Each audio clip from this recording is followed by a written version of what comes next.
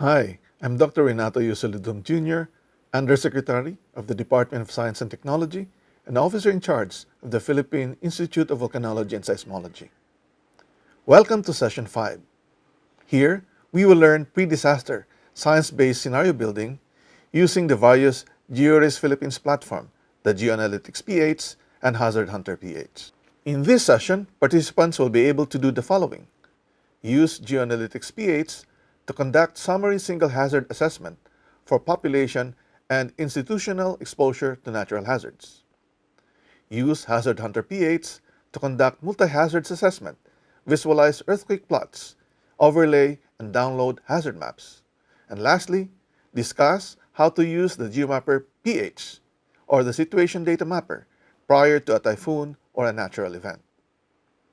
We have to know the different hazards in the Philippines.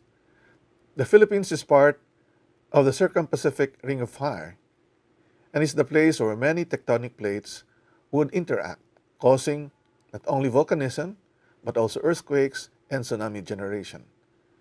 We are also part of the typhoon belt.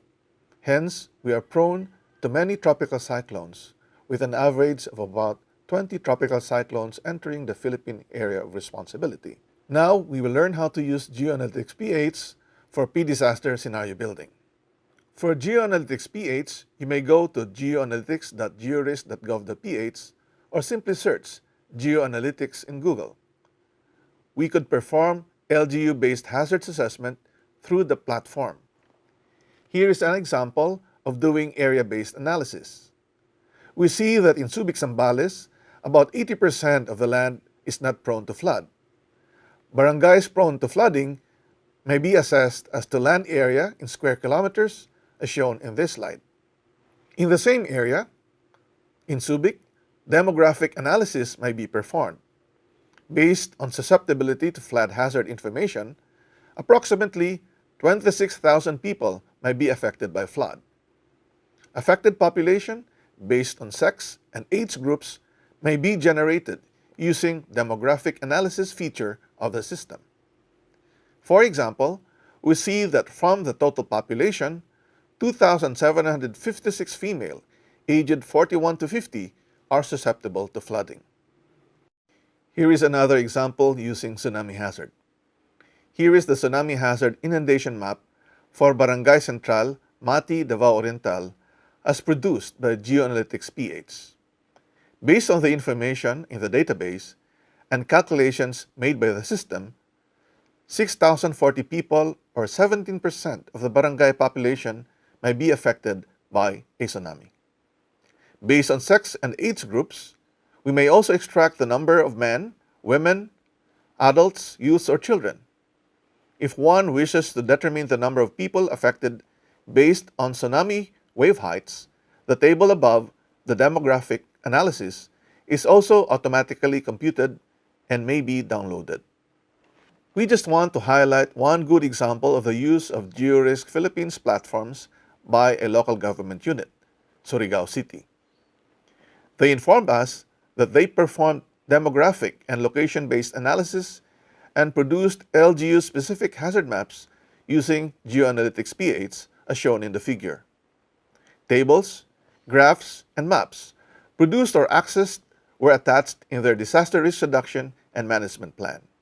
Considered as the forefront and darling application of GeoRisk Philippines, Hazard Hunter PH, hazard assessment at your fingertips, has now several features since its launch in 2019.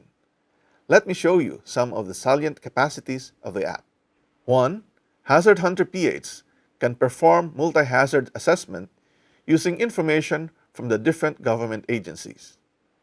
It can generate maps showing the location of the area of interest with respect to the nearest active fault and active volcanoes and nearest critical facilities. It can also generate reports with explanation and recommendations. For example, this has been used by Vigan City. Also, other commercial establishments has used Hazard Hunter PH to assess their own properties. 2. It can perform quick volcanic hazards assessments, including an assessment on the measurement of critical facilities or barangays from an active volcano's eruptive center. Here we see elements at risk to lahars from Mayon volcano. On the map, schools are displayed with respect to Mayon volcano. Number of people, barangays, schools and health facilities that may be affected by volcanic hazards, including lahar, lava, pyroclastic density currents, may be extracted using Hazard Hunter pH. Reports in PDF, CSV, and Excel versions may be generated as well. Here we see an example for Taal volcano. 3. It can display earthquake plots as recorded by the Philippine Seismic Network. Using the Events Monitoring Display option, one might choose date range, magnitude, and depth of earthquakes. The total number of earthquakes based on the query is automatically displayed. Size of circles indicates the magnitude of earthquakes, while the colors indicate the depth of occurrence. When you click Volcano under the Events Monitoring module, you would see alert level of active volcanoes. Here are some value-added information.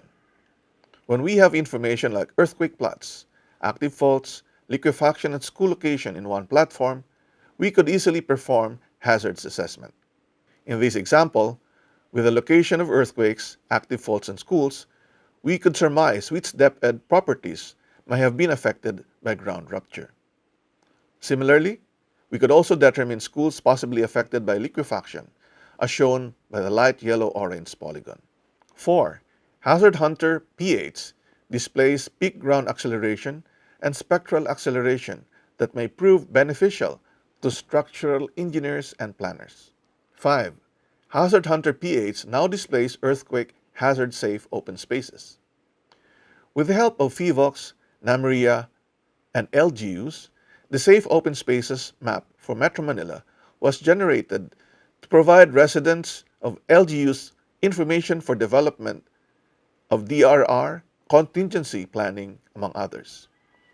Shown on the map are the polygons for safe open spaces, the location of the Valley Fault System, and the administrative boundaries of LGUs. Zooming in, we see here dark polygons as areas where individuals can take refuge to in case of a strong earthquake occurs. The result was heavily dependent on the base maps or imageries used by NAMRIA at the time of processing. In the future, we would want that the imageries may be updated often and that calculation to determine safe open spaces against earthquakes for the whole Philippines may be done automatically. 6. Hazard Hunter pH may be used to download hazard map layouts from PHIVOLCS. Example, if you want to get more information about the parameters and sources used for mapping tsunami in a particular area, you may go to the Download Maps module of the system to download for free the maps in PDF, JPEG, or KMZ formats. All the hazards information used in the map layouts are the ones consumed by Hazard Hunter pH for hazards assessment. 7. Hazard Hunter pH may now also display event-specific pre-disaster risk assessment or PDRA as submitted by MGB. We did this first during Typhoon Ulysses, where MGB submitted pre-computed list of areas that may be affected by rain-induced landslides and floods because of Typhoon Ulysses. Recently, MGB also submitted PDRA for Typhoon Oring. Important advisories from PHIVOLCS may also be accessed using Hazard Hunter pH. Using information from the National Exposure Database for more granular information, example schools or LGU buildings, information on typhoon track from PAGASA, information on costs from relevant government agencies, and information on hazards from PHIVOLCS, MGB, and PAGASA. Prior to the passage of a typhoon in particular locations, the government may already determine ahead of time actions to be undertaken. Here we see the number of schools affected by passage of Typhoon Ambo at 4 a.m. Then, the effect of the typhoon at around 6 p.m. and about 2 a.m.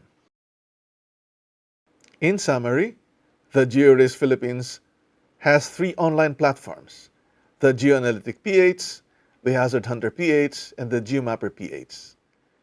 Each of these has specific functions for pre-disaster, hazard, and risk assessment. Thank you very much.